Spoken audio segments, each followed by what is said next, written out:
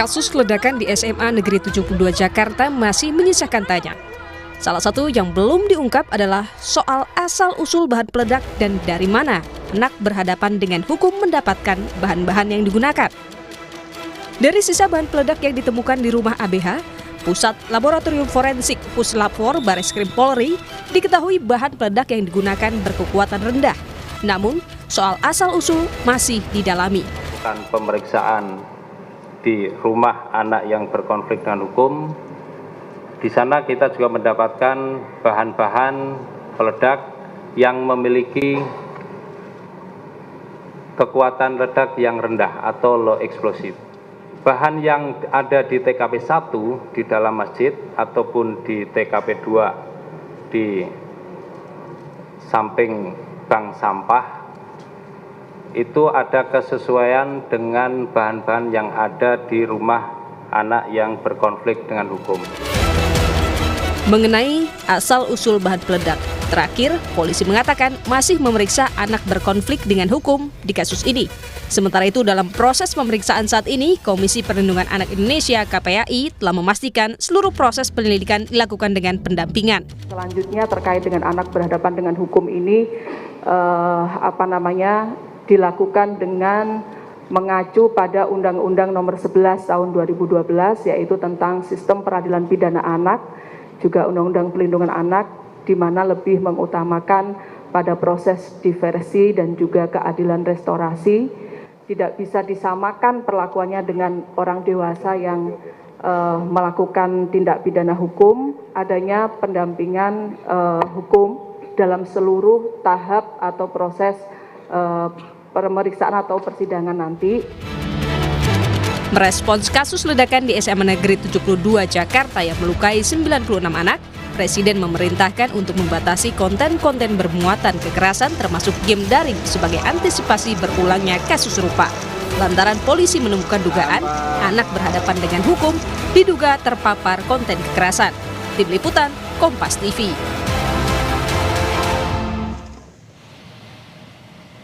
Lalu bagaimana anak di bawah umur bisa mendapatkan bahan peledak? Kita bahas lebih dalam bersama Direktur Eksekutif Jaringan Moderat Indonesia Islah Bahrawi dan Guru Besar Hukum Pidana Universitas Pelita Harapan Jamin Ginting. Selamat petang semuanya. Selamat petang, Mbak. Bang Islah, anak berhadapan dengan hukum ini kan membuat sampai 7 peledak. Bisa sampai membuat seperti itu. Ini peredarannya yang masif atau pengawasannya yang masih kurang sebenarnya? Sebenarnya biasanya ya, kalau untuk bahan peledak itu biasanya mereka itu bisa mendapatkan dari terutama pembelian secara online misalnya, itu bisa saja, dan artinya ada semacam pengawasan yang kurang sih dari pemerintah. Dalam hal ini mungkin dari Komdij ya. Oke, tapi untuk peredarannya sendiri sebenarnya seberapa mengkhawatirkan ketika seorang anak di bawah umur bisa mendapatkan bahan peledak seperti itu?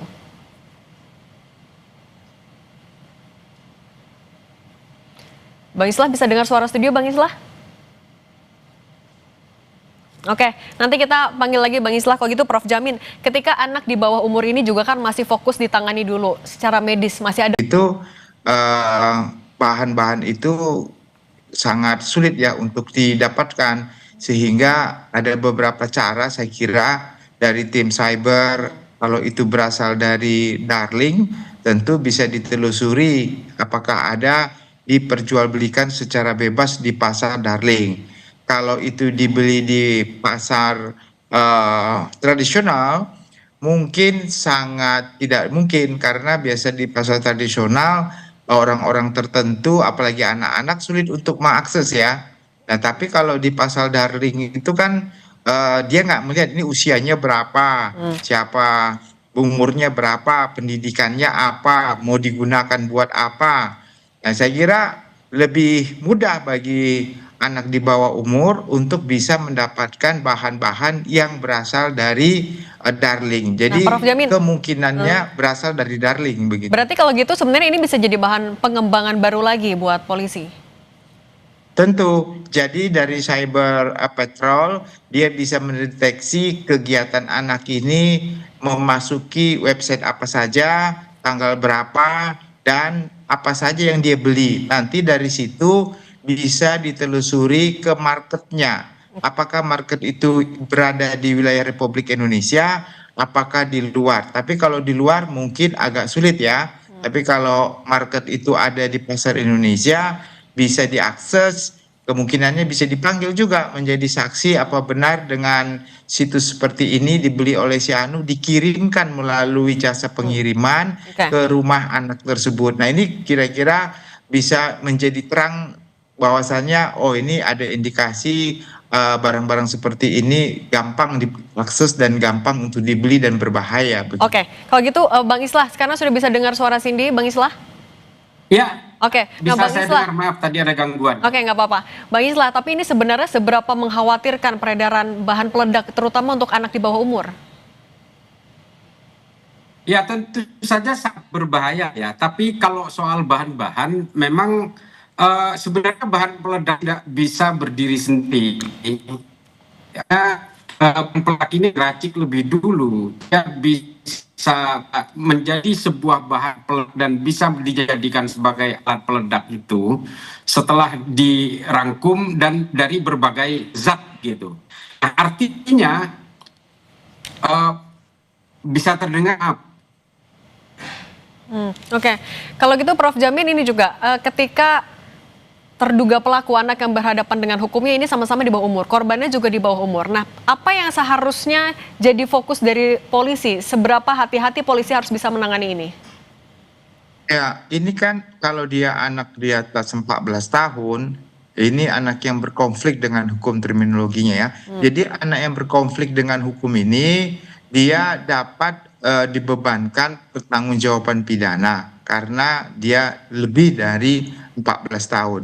Tetapi juga bisa diupayakan dengan upaya diversi kalau memang dimungkinkan bisa ada perdamaian, adanya restoratif justice dengan korban.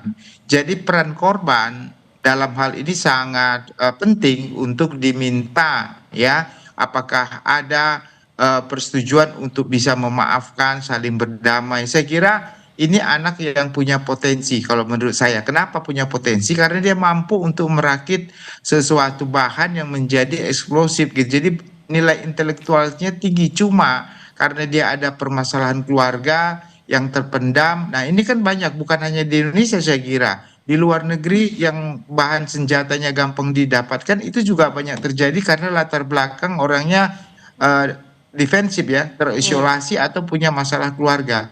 Jadi menurut saya anak ini perlu diawasi, perlu dibina dan jangan diberikan sanksi, artinya dipenjara. Saya kira nggak tepat karena memang anak ini anak yang masih di bawah umur 18 Prof Jamin, tahun. kalau begitu melihat dari pasal yang disinggung oleh polisi kan ada soal penganiayaan berat, hukuman bagi yang bisa memicu peledakan, kemudian undang-undang darurat. Ini adalah pasal-pasal yang tepat. Itu kalau kita lihat di sistem peradilan pidana anak, pasal yang dikenakan yang paling tepat ya tentu pasal 80 ayat 2 itu ya. Adanya bukan penganiayaan tapi suatu perbuatan yang mengakibatkan luka berat ya. Nah, tindakan luka berat ini tentu beda dengan pidana yang dilakukan orang dewasa karena hukumannya tidak lebih dari setengah dari hukuman maksimumnya begitu. Nah, menurut saya hukuman ini bukan hal yang paling penting ya, itu kan ultimum remedium begitu ya.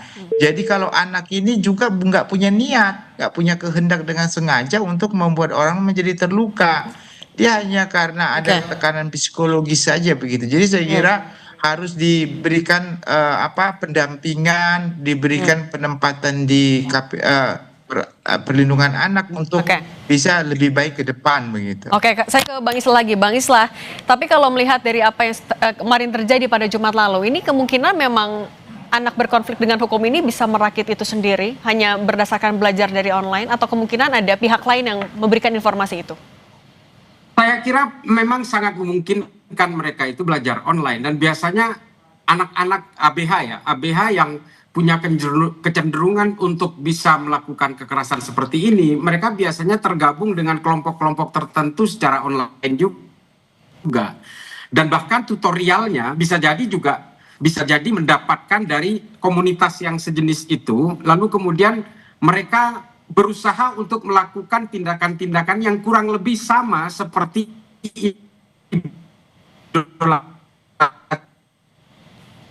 Apakah ada gangguan? Jadi kita berbicara tentang regulasi gitu. Berbicara tentang regulasi artinya ada satu pengawasan yang harus melekat dari pemerintah melalui Komdiji misalnya, termasuk bahan-bahan bom ini. Jadi perlu saya ulangi karena tadi ada gangguan ya Mbak Cindy. Karena memang bahan-bahan baku bom ini tidak berdiri sendiri, dia harus diracik, kemudian dicampur misalnya aseton, ada potasium klorat dan seterusnya. Dan kalau ini dibeli secara online, artinya pemerintah sebenarnya bisa mengawasi dari ruang-ruang e-commerce ini. Dan tapi yang paling penting adalah pengawasan dari keluarga. Dan biasanya anak-anak yang punya kecenderungan terhadap kekerasan seperti ini biasanya memang lemahnya pengawasan keluarga. Maka biasanya pelaku-pelaku ABH seperti ini itu kecenderungannya berangkat dari keluarga yang, mohon maaf, bisa saya katakan ini berantakan. Jadi pengawasan terhadap anak itu melemah sehingga anak itu badannya bisa di rumah tapi fantasinya akan berjalan kemana-mana gitu. Oke. Bang Islah, artinya juga menegaskan lagi, ketika kasusnya seperti ini, apa yang biasanya jadi hambatan dan bagaimana penanganannya dengan benar sekaligus bisa segera menemukan dari mana bahan peledak ini bisa ditemukan? Saya kira dari beberapa kasus sejenis ya, termasuk juga yang pernah ada di Malang yang pernah ditangkap oleh Densus 88, setelah ditelusuri memang ternyata dia mendapatkan secara online. Artinya dari ruang e-commerce itu sebenarnya pengawasan yang paling efektif itu dilakukan keluarga. Kalau anak-anak itu sudah mulai membeli secara online aseton, ada serbuk aluminium, potasium klorat, artinya bahan-bahan kimia lah. Mungkin orang tua tidak paham apa itu aseton, apa itu klorat, apa itu serbuk aluminium. Oke lah, tapi kalau sudah berbau chemical, maka orang tua di sini harus bisa mempertanyakan itu terhadap anaknya. Atau setidaknya kalau memang orang tua tidak bisa mengawasi anak-anaknya itu, maka ruang-ruang e-commerce yang seharusnya diawasi oleh pemerintah ini bisa memetakan kalau ada satu pembeli dan satu alamat kemudian melakukan pembelian bahan-bahan sejenis ini, maka ini seharusnya langsung diberikan kepada pihak penegak hukum, kepada Densus 88 misalnya, untuk mulai melakukan pengawasan, melakukan pemetaan dan profiling gitu. Oke, bisa berangkat dari sana. Kalau gitu, Bang Islah Bahrawi dan Prof Jamin Ginting, terima kasih sudah berbagi penjelasan untuk Kompas Petang. Saya selalu semuanya.